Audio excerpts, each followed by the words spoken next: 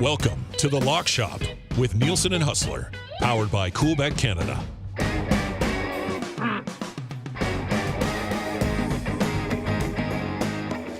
Well, what's going on, everybody? Happy Wednesday. Welcome inside The Lock Shop. Dusty and Huss with you as the Edmonton Oilers live to play another day. Huss, it is a glorious time in the city of Edmonton right now, buddy.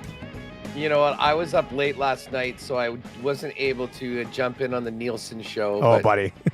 I'm going to have to check it out a little later on today. That must have been one of the most fun shows you've done. Maybe ever. I mean, this team was left for dead, counted out. And listen, I thought the scene for Game 4 in Edmonton was one of like a real celebration of this team and what they've done with low expectations going in. Hey, you know what? Try and win a game. Let's not get swept. Dusty, this series is on right now, and I would imagine the Nasties are fired up and believing. It was insane this morning, man. We hit 1,500 likes, just shy of 1,500 likes on the live show, which was just nuts. We set an all-time high for concurrent listeners on our TuneIn and iHeart channels. Like, it was just, today was a glorious day. We took our Birdie Booze liquor and did drop shots in the 6 o'clocker lager. We've dubbed them the early bird shot. So we did a bunch of early birds on the show this morning. And it's been a good day, man. It's been a good day so far. Oil Stream today at noon is going to be absolutely insane. The post-game show last night has just been absolutely crushing it as well. And just the way, that was an all-time game last night. My God, the second period of that hockey game took lives off years around this city. It was remarkable, man. It was one of the best games of the playoffs last night. You know, we had a Winnipeg Sports Talk event at the ballpark last night. So yeah, how'd that go? We were all down there. Well, it was great. I mean, the weather held off for the most part. It was actually not bad. The new patio deck that we got for our group was amazing. We had our own private bar in there with it. It was great. Crazy pitching duel. The game in its entirety, Dusty, was 1 hour, 54 minutes. What? Gold lost 1-0. Gold took a no-hitter into the seventh. It was the best pitching duel I've seen in independent ball, maybe ever.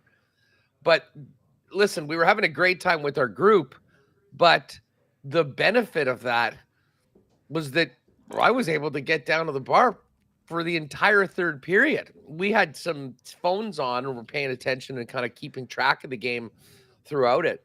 But it was great. We got a chance to, as I said, sit down and kind of really take in the third period. And I got to say, so impressed with the way the Oilers played after giving up that third goal. And once again, by the way, I mean, we talked about it early on in the series about how opportunistic the Panthers are. I mean, it always comes down to it. Adam Henrique, puck on his stick, can't clear it. Boom, it's in the back of the net. Right away. You're going, oh my God, here we go. But from there on in, listen, Stuart Skinner made a few good saves that, you would expect and the team needed. But man, I mean, the Oilers were playing exactly the way I seem to remember them playing, with their backs against the wall against the Vancouver Canucks. I mean, tenacious, committed, defensive play. Connor McDavid, and we'll get to McDavid in a second, but, with everything that he's doing offensively, his speed is so unique. It actually can make him, when he needs to be and wants to be, one of the best defensive players in the league. Just track people down. Yep. Yeah, absolutely. He's got a good stick. He was on it. It was really cool to see him out there. And I mean, everybody cashed tickets last night from I think there's a lot of lock shoppers. I mean, EST parlay cashed no problem. I mean, on that one goal, and then obviously the Oilers came through and won. I had the McDavid goal as the play of the day and took the Oilers money line just as in a sign of solidarity. I'll be honest, I really didn't have a lean either way, but if we're going to get plus money, this could happen. Let's take the Oilers. And then the exclusive that Jake put together, that I know I tweeted it out after I saw it and put some folks out, the McLegacy with a goal, 2 assists, and an Oilers win at plus 825 was an absolute beauty. So the Coolbet accounts in Northern Alberta, I think, are looking pretty good today. And the vibes of the Oilers fan base looking very, very good today. I heard Mike Rupp say yesterday on NHL Network, the winner of Game 5 is going to win this series. And boy. We'll see whether he's there. But as I say, they're halfway. And that building on Friday night, oh my God, is gonna be nuts. It does suck that it's at the same time as the Bomber Lions. I was just gonna say you and I are gonna be at, what is it, Princess Auto Stadium now? Is that where it is? Princess Auto Stadium, and yeah, I mean, listen, I'm really looking forward to this Bomber Lions game, and it's not like me to miss beautiful summer Friday nights down at Princess Auto Stadium. But I will be distracted. I'm not going to lie. I'll probably need to bring a special charger so I can have the game on my phone for the duration of the evening. And I imagine there'll be a lot of people that'll be like that. But what a win. Well, what were you thinking beforehand? Like, I mean, were you sort of ready for it to be the end, or did you have a pretty good feeling that, they might be able to get this thing back to Edmonton? I probably leaned a little bit more towards they were going to bring this thing back to Edmonton. And especially when early in the game, Skinner made a couple of huge saves. Stopped Ekblad, huge save. Another big save right in the slot, right after Yamarka got stoned right at the beginning of the game. And then when you see McDavid get moving, you're like, oh boy. So I probably wasn't as confident as some other people might have been, just because I expected Florida to put together a pretty good push. They didn't really start to push until they mixed up their lines after they'd fallen behind, and we'll see what type of transition that carries over to Game 6. But Connor McDavid doing something that's just never been done before in the history of the Stanley Cup Final, which is insane to say from an offensive statistical standpoint in 2024, but he drops back-to-back 4-point games in the Stanley Cup Final while facing elimination. The play to set up Corey Perry on the one where he walked through the Panthers and then dished it over. It's just, he looks like a man on a mission. And when you're a generational talent that seems that engaged, man, it's gonna be tough for them to slow him down right now. I'm sure the Panthers are capable of it because they've been such a good team for so long and played so well. But they gotta be pissing themselves a little bit right now with McDavid going the way he's going. Oh yeah, there was no comedy show from Paul Maurice after the game last night. All business last night. Yeah. Yeah, he was having a lot of fun, a lot of laughs earlier on when the team was just steamrolling, and you're up 3-0. Everyone's ready for the coronation. Well, it's got to wait, and it might have to wait again. We need Game 7. We need Game 7 on Monday. You know, it's interesting. We had Greg Wyshynski on this morning, and Wyshynski picked the Oilers to win the Stanley Cup. He wrote about McDavid being the Conn Smythe win or lose prior to the game last night. I think that case has been significantly made here. But he did say, he goes, Florida, this Florida team, all season long, they've played their best hockey when people were doubting them, when their backs were against the wall. And I think that's got to be the situation they find themselves in Game 6. Like, Game 6 is different than Game 5 for the Florida Panthers. Like, you cannot all of a sudden have to go home and feel good about yourselves after you let 3 slip away. So maybe we get the best game we see from the Florida Panthers in Game 6, but the Oilers at home, I would expect there to be some sort of pushback. And, man, Stuart Skinner he's been excellent. I mean, outside of Connor McDavid, Stuart Skinner's been the best Edmonton Oiler in this series. And that's going to go a long way. Like, man. Hey, this is not possible without him playing some of the best hockey of his career. Florida's going to get their shots. They're going to get their chances. And, in an environment and an atmosphere like these teams are playing in each and every night, the pressure on the goaltender is probably unlike anything we can even wrap our heads around. But, I mean, these guys work their entire lives for this opportunity. And the Oilers are making sure that they're getting as long as they can in the Stanley Cup Final after falling down 3-0. And I am looking right now. The line for the Friday game is up. Yep. Edmonton, a -121 favorite. Florida +103. And let's just see here. This is a draft pick that I've got right now. The Oilers are now plus 275. Moved from 7-1 to plus 275 to win the Stanley Cup. It was 10-1 when they were down 3-0. It's 7-1. Now it's plus 275. And the one other thing, I don't see this posted right now. And to be honest, I'm not sure that it even will come up and get posted, just because to me it's such free money. But many of you saw us talk about Connor McDavid as the Conn Smythe winner, even if the Oilers lost last night. Well, with another 4-point night for Connor McDavid, 5 points away from Gretzky's all-time record. He's already broken the assist record. If this goes 7, man, I think he gets it. Dude, they could get shut out. He's won it already. Like, Blewett doesn't have it up right now. I mean, if you've seen it elsewhere, I mean, to me, I was just looking, kind of just searching online, and you're looking at kind of minus 160, minus 167. To me, that is free money. Connor McDavid is winning the Conn Smythe Trophy. I cannot possibly see a way that the voters, with this historic run that he's had through the postseason, even if they lose on home ice in Game 6, he's winning. He's winning the Conn Smythe. And I think, I mean, put it this way: like, if I was making the odds, if I was the book guy for that, I would be putting it closer to minus 250 or minus 300. I mean, there's not anyone that stands out on the other side. It looked like it was going to be Bob. Well, Bob's got lit pretty good in the last couple of games. McDavid is rewriting history right now. How does he not win it? He is. Like, the only way he doesn't win it, and this is highly unlikely, would be like it goes 7, but Bobrovsky makes like 45 saves in Game 6 and Game 7. Like, the Oilers just absolutely bloody pepper him for 2 straight games. He loses one of them, gets like a 45 save shutout in Game 7. I mean, that's stretching it quite a bit, but that's the only path I see to McDavid not winning the Conn Smythe. Yeah, I you know what? I think that could even happen, and I still don't think it's going to be enough. I mean, let's face it. I mean, McDavid is the face of the National Hockey League. Every one of these guys that votes on it probably talks about McDavid every day, on, writes about him.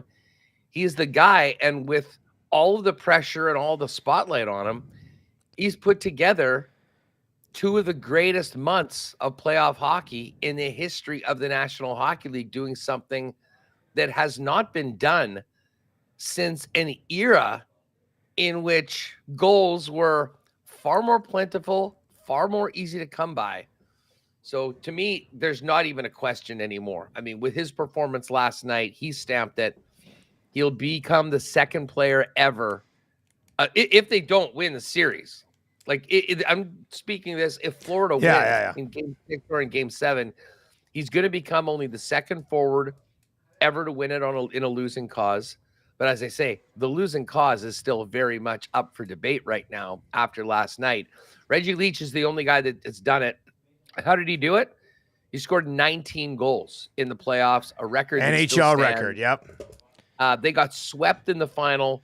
They gave him the Conn Smythe. Other than that, it's only been goalies that have won it in a losing cause. But as I say, I'm not convinced that this is a losing cause. I know 3-0 deficits are almost never even made series of, never mind coming back and actually win it. But we've got a generational hockey player playing the best hockey of his career, putting a team on his back. And listen, I think they get this thing back to Florida, and come Game 7, anything is possible, including, I mean, we talked about Rory McIlroy and what he did on 16 and 18. The Florida Panthers might be in a similar conversation by Tuesday morning of next week. I infuriated some Michael Jordan stans last night by saying that Connor McDavid's back-to-back 4-point games in this series very much made me think of LeBron James in 2016, down 3-1, went out and dropped 41 points in back-to-back games to get the Cavs to a Game 7 against the Golden State Warriors. And generational guys do generational things. And that's what we're witnessing right now with Connor McDavid. Like, the Golden State Warriors were stacked. That was a 73-win team. They were the best regular season team of all time. The Florida Panthers are an incredible hockey team. But when somebody gets this close to a championship that can dictate the game as much as Connor McDavid can, I don't know what the answer is for that right now for the Florida Panthers. I legitimately don't know what the answer is when McDavid is in this zone that he is in right now. Because we were talking about through the first few games, he really didn't do much. And now I think he's been like, man, it is time to get going here. And I mean, 8 points in 8 points in 2 games to stay alive. Like, what are you supposed to do? What a treat. What a treat to watch for this market. Well, what you're supposed to do and what they are going to have to do is have the puck more, get more shots on Stuart Skinner, and take it to the Oilers, because I don't think there's any question that Connor McDavid is going to get his right now. Like, he's going to be on that score sheet. He is going to do damage.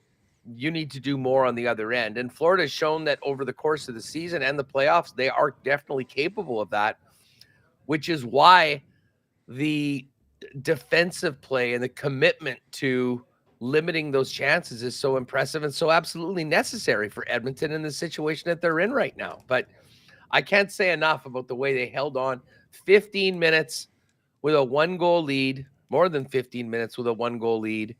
And, you know, there was a few nervous moments, I'm sure, you know, in the last 3 minutes. They pulled the goalie there for a little bit, but I thought that they handled it brilliantly. And, listen, 97 has given every single guy in that locker room confidence that they can get this done. And to be honest with you, I think every guy in that locker room feels like they want to win the cup, but I think they also want to win it and do what they can do to get Connor his cup, because he certainly deserves it. And it is just it's a privilege to be able to watch this guy do what he's doing right now, if you're a fan of the sport.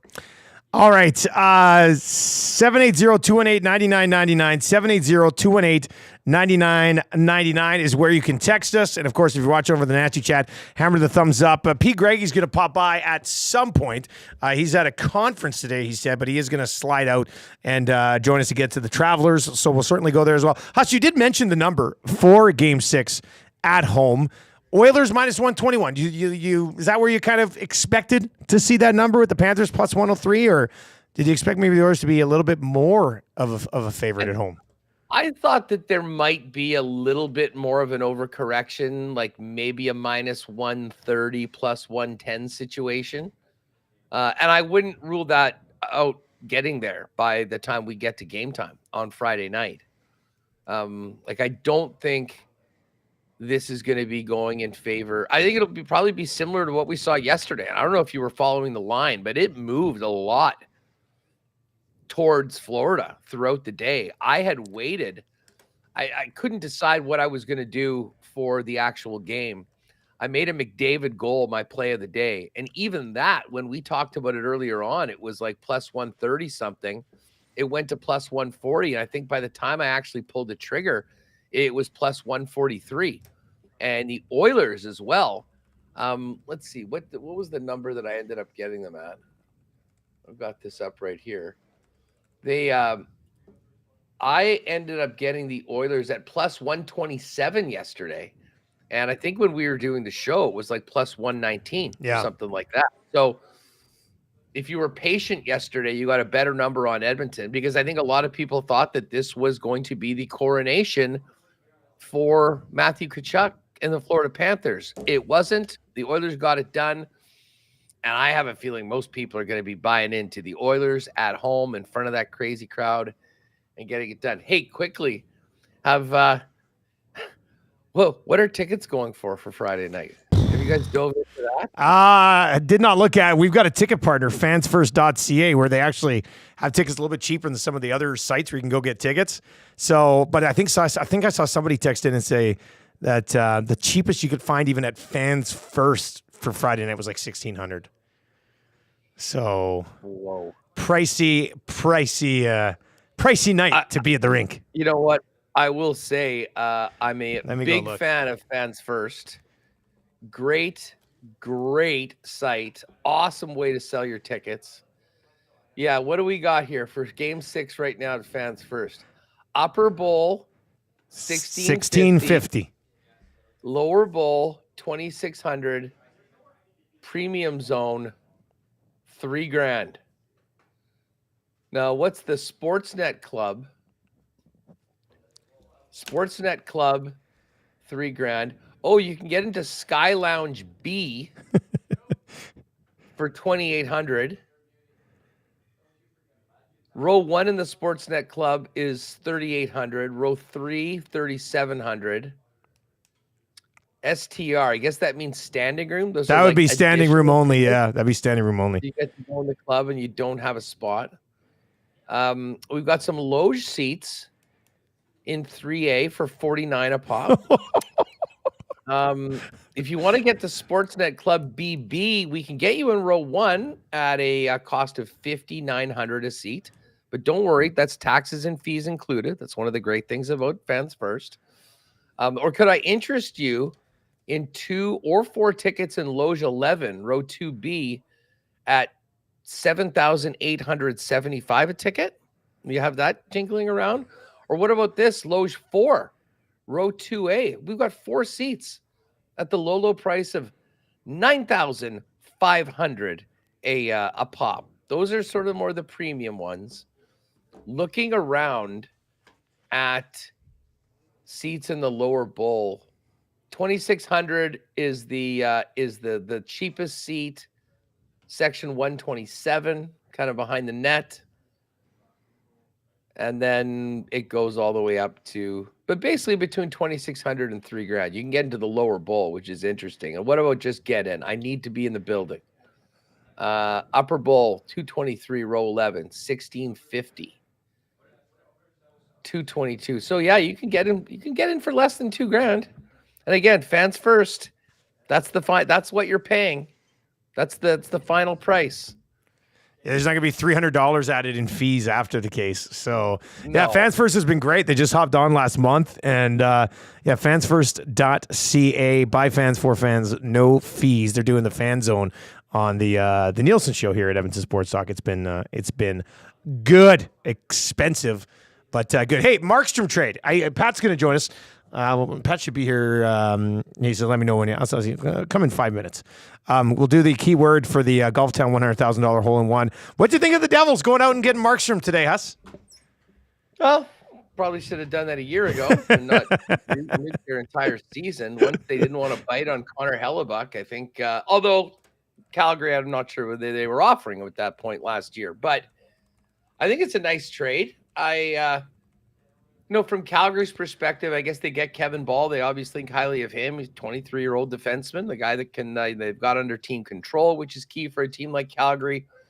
And he can hopefully help their blue line for years to come. And they got a first-round pick, not this year's, though, with the Devils in the top 10. I think the Devils are probably a playoff team again next year. With Markstrom, right? So it's changing things. Another pick in the second half. But again, Calgary's stockpiling some assets, a number of picks, and they're in a real sort of rebuild mode right now. When Craig Conroy, if I'm a Calgary fan, I'm not over the moon at the return, especially considering you got to wait another year for that first round pick. But the one thing I'll say about Calgary is I think they have, a couple pretty good young goaltenders, and it makes sense to get what you can for Markstrom, and give these young guys the opportunity and to, for Wolf to get in there and get a ton of NHL work in a year that they're probably not going to win the cup, and see if you've got, a gem that can be your guy moving forward. So, I mean, as they say, I don't think it's going to blow anybody away in Calgary, but it's certainly nice to have it done with, to move forward. And, Calgary's going to be a much younger team next year, and I think the goaltending position is going to reflect that as well. All right, 780-218-9999, 780-218-9999. You can also hit us up over in the Nasty Chat as well. Phyllis over there says, hey, everybody, holy moly, I was listening to the prices for Friday game. I mean, it is history in the making. I mean, it's true. You're going to say you were there for Friday night. They forced a Game 7 back in Florida. I mean, you're not going to get this opportunity very often. So, however, if you've been somebody who's just like, I'm consuming as much as this has got to be a big hit. Like financially, I'd love to see some credit card statements at the end of this Stanley Cup run in this city, because people have got to be in for, I mean, $10, $15, $20,000. My God. Well, and the thing is, I mean, these tickets aren't like they're $150 and then people are reselling them for $1,600. They're so expensive, even if you're a season ticket holder. And I think back to the Jets' run to the conference finals in 2018. That basically bankrupted the city. Like, I mean, honestly, I think it hampered the season ticket base moving forward, because, I mean, you know, when tickets are $400 and $500 a pop, and you've got home ice and you're playing 4 games in a round, you know, it really does add up. Not to mention everything else that goes around it, what you're paying to park and eat and drink and everything surrounding it. So this is a significant moment in the Edmonton economy. That there's no doubt about it. I mean, there are people that are making decisions right now. I'm going to go to the game, or I'm going to put that deposit on the house we were planning on buying. You know, like you'll have the next 10 years to get a house, right? So, Yeah. you know, prices might even be better in 3-4. Who knows? Yeah, ups and downs of the real estate market. So, I don't think you need to. I don't think you need to worry too much about that one. You get to watch Connor McDavid, you know, do special things here and try to lead this team from a 3-0 deficit to a Stanley Cup. All right, 780-218-9999. Before we get to Pat Gregoire is going to join us. We're going to drive into the Travelers a little bit here, give you some best bets for that. Let's give you a chance to qualify right now for the $100,000 hole-in-one presented by Golf Town. We're going to be doing this July 3rd out at the Ranch Golf and Country Club. You qualify right now by texting in the keyword. We'll draw one of you. It'll be our official qualifier. You'll go into a draw with 3 other people from today, and one of you will be drawn tomorrow morning, and you'll get a swing at $100,000. Contest going down on the 17th hole, 180-yard par 3 at the Ranch on July 3rd. Hopefully we get amazing weather that day, and hopefully somebody wins $100,000. Let's see here. Summer savings right now at Golf Town. Save up to 40% on top brand golf shoes. Nike, FootJoy, Adidas, Under Armour. That sale ends today, so you got to move quick on that one. And then they've also got the buy one, get one free Strixon golf balls as well. Max 8 dozen there. Select styles are on special. Buy one, get one free. Today's key word here in the lock shop for the $100,000 hole-in-one is sawgrass. Text sawgrass, just like it sounds. SAWGRASS. Sawgrass to 780-218-9999. Hey, do you see Patty? No, Zach's going to let him in. Zach, you want to come sit up Pat Gregoire? Perfect. Yeah, no, Zach's here. He'll get that set up. But today's key word is sawgrass. Text sawgrass right now to 780-218-9999. Zach will grab one of you, and you will go into that draw with 3 other people tomorrow morning on the show to get a swing at $100,000. Pat Gregoire is going to join us. Huss, have you spent a lot of time on the Travelers? I've been so busy, I barely got into this at all, but it's a nice looking field, pretty decent field. Yeah, well, the one guy that's not in the field is Rory McIlroy, and Rory put out his statement or whatever, congratulating Bryson, saying that was probably the toughest loss of his career. No kidding. And listen, he played the RBC Canadian Open. He was at the Memorial. He was here. I don't know if there's ever been a guy that needed a little bit of time away, so he's going to miss this elevated event. But there's plenty of other talent in the roster. I'll say this, and it'll be interesting to get Pat's take on this. I don't mind the elevated events having the more money and stuff like that. I hate the fact that they're keeping it to 70 players. Like, there's some big time guys. Min-Woo Lee, he should be in this field. Norin should be in this field right now.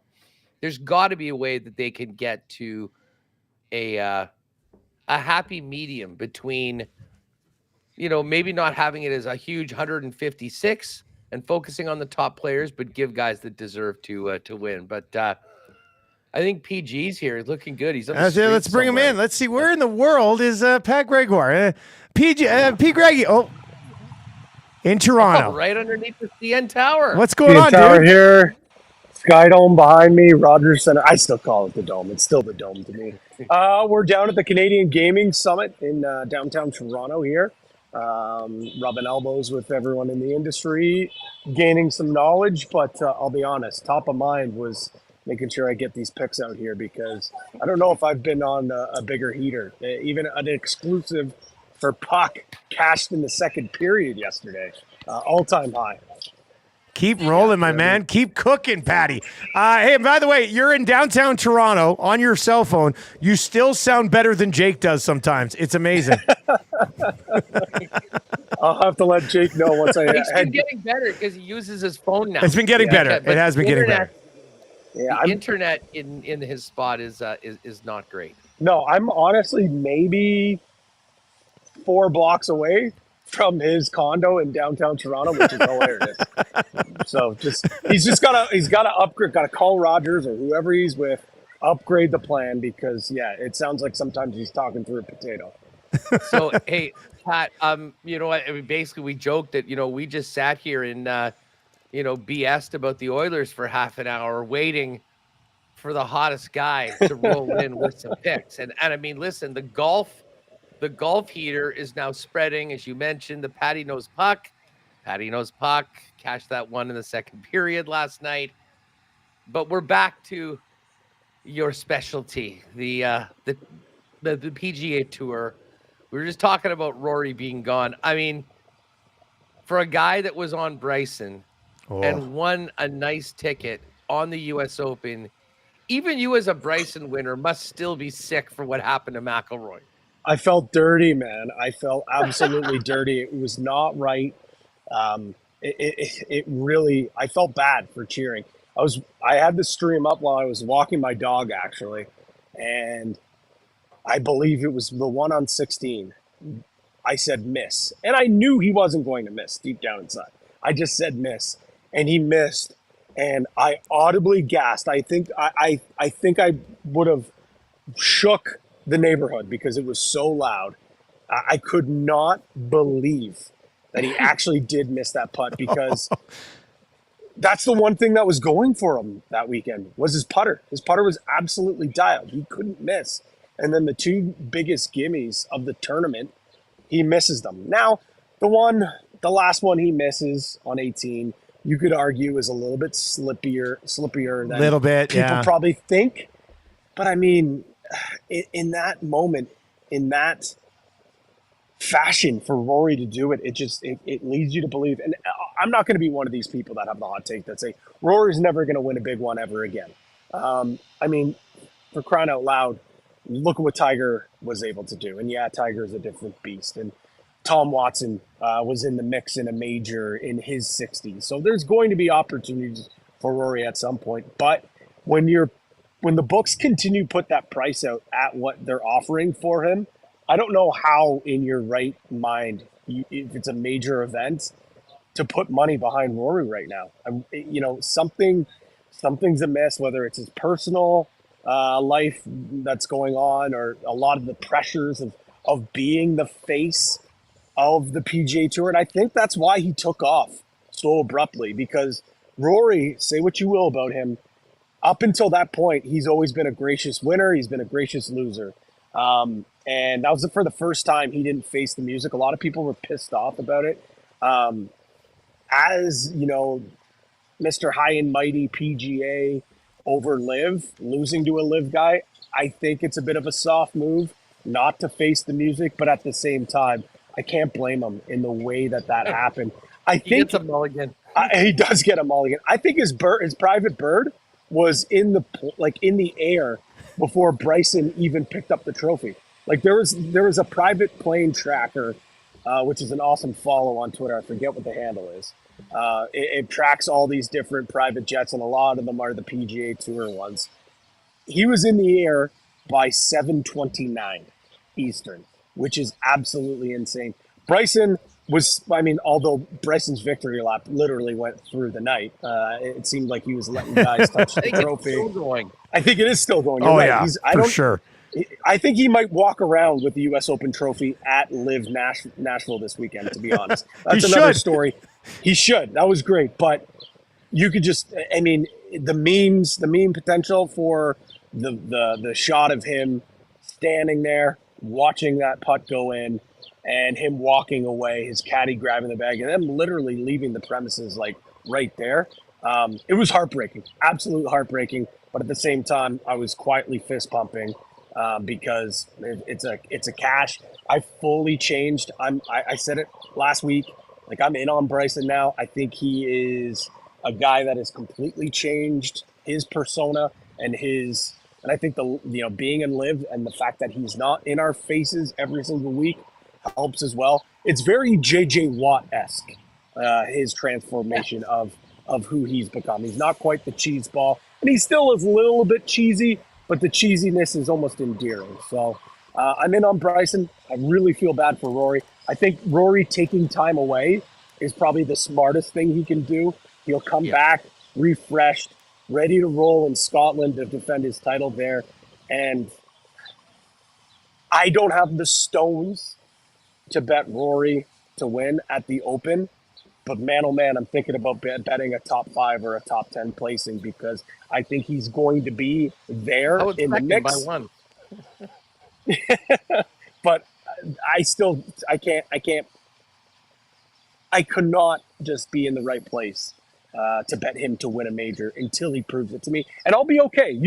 We've said it. Huss, you've said it before. You like Rory, and there have been so many times I've heard it on this program or if it's on WST or just even us chatting. You are okay if Rory wins a major and you don't have money on it. You'll feel good for him. But it doesn't feel right to bet on him knowing that he just hasn't been able to get over the hump. It's crazy. The funny the funny thing about this time off, he's going to get a couple weeks off. He's probably going to spend the entire 2 weeks in marriage counseling to top the whole thing off. So, I mean, you know what? You can be generationally wealthy. You can be one of the top players. You can still have some very, very bad days, which he did. Well, let's get to it, Patty. I know you're kind of just taking a quick break. Why don't you fire out where are you going with some outrights? So what do you like in the Travelers before we get to ours? Yeah, so as I normally do like to do when we break down these, just talking about the course, the one thing about this course, we saw high scores this week at Pinehurst, number 2, one of the more challenging courses that we see on tour. This is not a tough course by any stretch of the imagination. It's one of the shorter courses that we'll see for some of these signature events. And I think ball striking is going to be very key. I think strong putting is going to be very important. And I think some of the guys that maybe aren't quite as long off the tee as some of the other guys near the top are going to put themselves into contention. So I'll quickly throw out a few names that I really do like. Corey Connors. I think he fits this really well here. Yeah, his putting might scare you, but this is a ball striker's paradise. I think if he's able to be close to the hole on his approach shots, which he normally is, he's not going to have to nail too many long putts. So I like Corey Connors here. Russell Henley's another guy. He's a guy he's a great ball striker, not that long off the tee, but his putting is incredible. And I think when you roll into some of these easier tracks that we see, where it could be a birdie fest, Russell Henley's a guy that at a lot of these easier tracks that can turn into putting contests, that can turn into birdie fest, he's the guy that shows up. A very similar player profile, Tom Kim as well. This is a guy that I think had a very sluggish start to his PGA season, but he's really started to heat up, and I just think the way that he plays golf fits really well. I was actually surprised. I knew he's not a long player off the tee. He really is not a masher by any stretch of the imagination. But the 2 other courses that we saw him win on tour are very similar to what we're seeing this week. And then my last pick, for outrights at least, doesn't really fit the profile of the other guys, although he is a really, really good ball striker. is actually Boccia. I think he has proven in these birdie fests he's able to easily come up and compete with some of the big names. He's able to go low. So I like Boccia here as well. His putting has improved. I think even if he just doesn't lose strokes gained off his putter, he's going to be in the mix here. So those 4 are my favorite outright bets. I thought about Xander. I thought about Scotty. I don't know how you could bet Scotty at this number. It's crazy. Look what happened last week. He probably does win this tournament. Same with Xander. He's probably going to be in the mix. But at those numbers, it's just I can't digest those 2 numbers, especially with Rory dropping out. His number was slashed a little bit as well. Patty, I got to tell you, there you are. You're back. You froze in a great spot. Like you were frozen for a bit, but you looked so bloody cool. I was jealous. I was jealous of the freeze, man. That was pretty impressive. We got you back now. Huss, Pat, do you want to go? We can let you go, and then we can take your picks and work them in. It's up to you, buddy. Whatever you want. No. Okay. No. All right. Okay.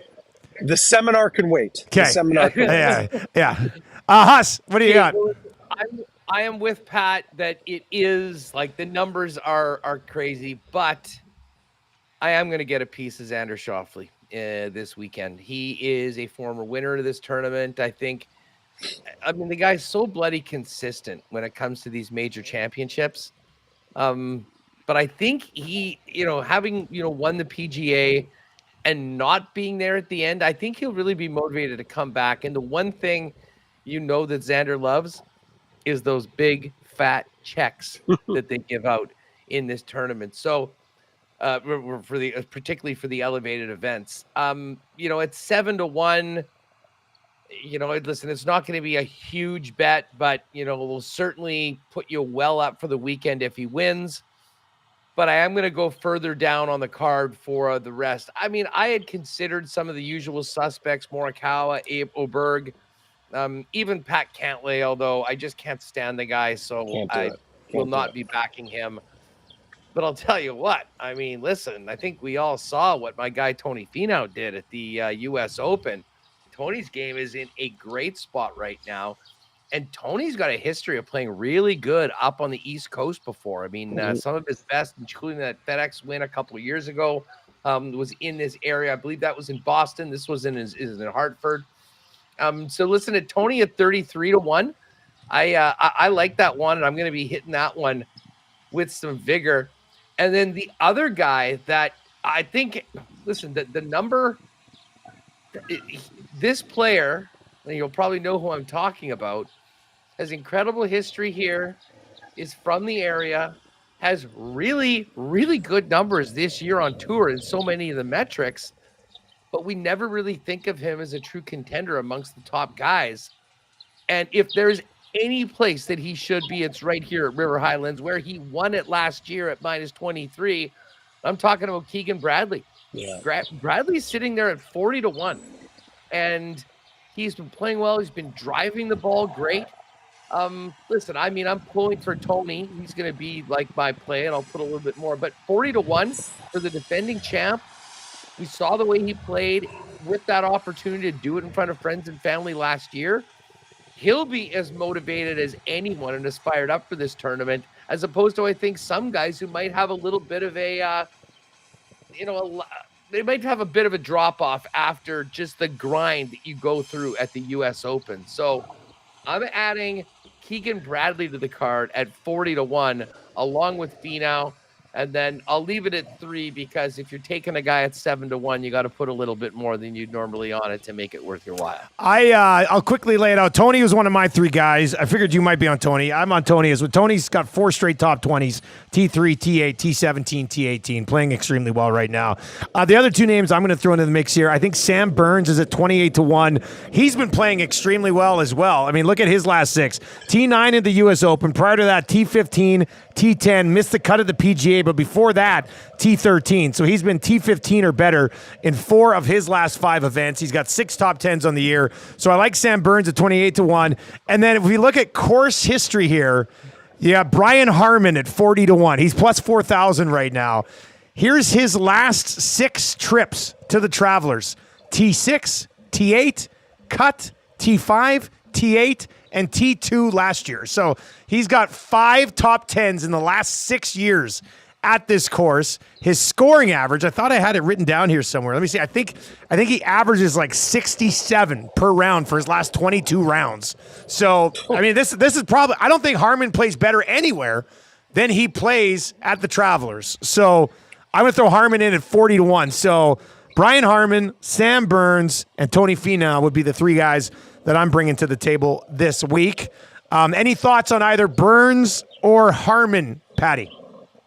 I've got Burns actually in one of my Greggy's golf specials, Okay. to be quite honest. And I was so damn close to betting him. So I love Burns. I absolutely love Burns.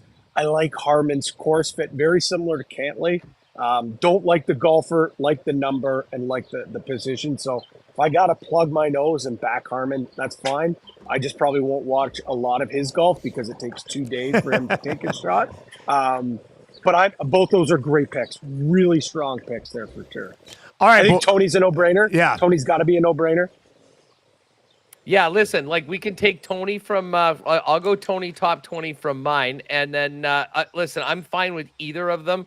I considered taking Burns. Okay. I'll be honest, I didn't realize how consistent Brian Harman had been at this tournament. It's that insane. was a little bit of an eye-opener. I think we got to do it.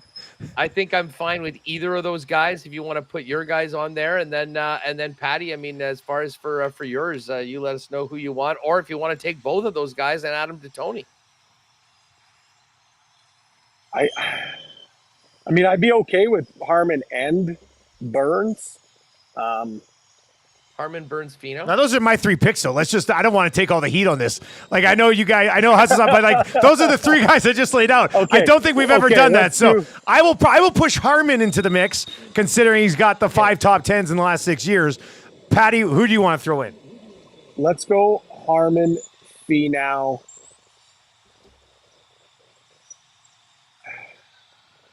This is tough. This is tough. Oh boy. Do I want to? What's Xander's number? Yeah, we could do X-Man. I'm okay with X-Man. It's probably not. It's pretty much automatic. I mean, it might not be Top 20s minus 357 for Xander. I mean, they're throwing it in. We're getting a boost, but that's the thing. It's the shorter event Yeah, too. so the odds. I just remember that. So like Finau, yeah, we should look at this. Finau's minus Do we want 180. some Canadian flavor in there? Go with my Connors pick. Harman, Corey's been great. I do wonder if Corey is a bit of a drop off just now that he made the Olympic team and he can sort of exhale. But who were your other guys? It was Connors, Batia. Batia, Tom Kim, and Russell Henley. What about Tom Kim? I'm always okay with TK. He's the man. Who loved Tom Kim, and he was great at the U.S. Open as well. Like I think he's playing very, very He's well. turned it on. He's really turned it on as of late. And again, I think in these style of courses that are going to be birdie fests and aren't super long, where he doesn't mash the ball off the tee, I think it matches really well. So, and Tom Kim, he's one of our favorites on the program. We I do think like got him. Totally. Yeah, for sure. All right, so Tom Kim, Brian Harman, and Tony Finau. Top 20 parlay. Yeah, I love that. top 20. Beauty. Kim, both Harman and Tom Kim are both plus 100. Tony's minus 118. So we'll have a pretty good number once that gets put in and fired up by Evdog and the fellas back at the lab. Patty, good stuff, buddy. We'll let you go. Then we'll get to Huss and Winnipeg Sports Talk, and we'll talk again soon, buddy. Take care, boys. We'll see you soon. All right, there Thanks, you go. Pat. Make sure you tell everybody at the gambling conference about the lock shop. We would appreciate that. Thank you very much, Pete Greggy. Huss, what's coming up on Winnipeg Sports Talk today, buddy? Well, we're going to look ahead to our trip to Vegas next week. Shane Malloy from Hockey Prospect Radio is going to jump on. We're going to talk a little NHL draft. When are you going? Are you we'll going hit down the to top- Vegas next week? Yeah, a week today. Beautiful. I didn't even think about that. Well done, sir. Yeah, a week today. You guys could be planning a parade a week Well, today. the weird thing is, And, we were talking about, like, if they come back and win the cup in 7, when's the parade? Because the game will be Monday. When's the parade? Would you turn it around Wednesday? Has it got to be a Thursday parade? Wednesday or Thursday. It's got to be Wednesday. Thursday, a bunch of your staff are going to have to be in the draft in Vegas for the draft because it's the next day. Oh, absolutely. Yeah. I think whatever team wins the management of the team's probably going to miss the parade. Yeah. That's how late. Yeah. That's how late the Cup final is going to be. Anyway, sorry for interrupting. So anyways, we'll be talking Jets, all the big stories in the National Hockey League, and we'll also get an update on the Bombers from Princess Auto Stadium. Darren Bauman coming on after practice. So get all that. And then for you CFL fans, 2:10 Edmonton time, 3:10 here in Winnipeg, coming right out of WST, CFL 110, episode 2 with Jeff Hamilton, the Hammer. So check that out. And do me a favor, Lock Shoppers, wherever you get your favorite podcasts, just type in CFL 110, hit that download, and the audio version will be available today as well. And you can listen to it at your leisure as we get ready for next week. That's going to be travel podcasts for me. It's a good idea. I love it. That's good stuff. All right, Huss, we'll talk to you later, buddy. You got it. Thanks. There you go. That is Huss from Winnipeg Sports Talk, CFL 110, the new show that they put together over there as well. Hey, before we wrap up, a couple of things. Just on the Travelers Championship, Greggie's golf special. Guy's been red hot lately, so I just want to throw a few of these out there. Greggie's golf special. Xander Schauffele, top 10. Bhatia, he loves Bhatia. Top 20, that's plus 450. And his other one is Russell Henley, Tom Kim, and Sam Burns. Well, I'm glad we didn't go Burns and Kim and ours then too. But Russell Henley, Tom Kim, and Sam Burns, all to finish top 20 at plus 950 as well. Lots of different options. Coolbet's a great betting site for golf. I know that's how Huss originally got into Coolbet as well. Coolbet.com, use the code LOCKSHOP when you do sign up, and you get a 100% deposit bonus on initial deposit up to $200. All right, let's do this before we go. Great Outdoors Comedy Festival, 6 o'clock or lager, be in the house with our exclusive beer partner over at Alley Cat for the Great Outdoors Comedy Festival. We've got a entry into a draw for a VIP table on Sunday night. Brooke Kreitcher and Whitney Cummings here in Edmonton, the Sunday night of the Great Outdoors Comedy Festival. If you want to get in on that bad boy, just text FUNNY right now to 780-218-9999. Best of luck to everyone. One of you will end up winning this. We've already given away a table for the Friday night. We've given away a table for the Saturday night, and now we're giving away that table for Kreitcher and Cummings. 780-218-9999. FUNNY would be the play over there to the inbox. We got the oil stream coming up. The Edmonton Oilers stay alive. They force Game 6. They're coming home. They're coming home for Game 6. We'll get into that on the oil stream with myself and Tom Gazzola. That's going to do it for the Lock Shop today. Thank you very much for watching. If you are listening on TuneIn or iHeart or EdmontonSportsTalk.com, about 3.5 minutes of our house band, Whale and the Wolf, and then the oil stream will get fired up. If you're watching over on YouTube, turn on autoplay, and that'll take you right on over to the oil stream as we get rolling here on Edmonton Sports Talk. Best of luck with any bets you got going on tonight, and we will talk to you tomorrow on the Lock Shop.